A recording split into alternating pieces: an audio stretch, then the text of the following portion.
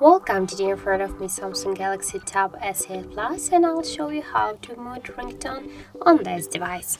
So first you should go to the settings application and then tap here on the sounds and vibration. Here we got the volume panels, tap there, and just to mute your ringtone, swipe this blue dot with your finger or with your Samsung pen to the left side.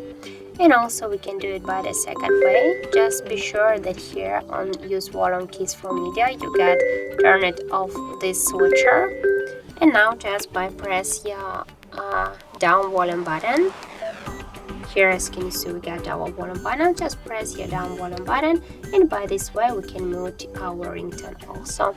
And here also by press your up or down volume button, that doesn't matter. You can just use only your finger or Samsung pen just by swipe this volume panel to the down, and by this way you can mute also your ringtone. So that's it, that's how it looks. Thank you guys for watching, and if you found this video helpful, don't forget to leave a like, comment and to subscribe our channel.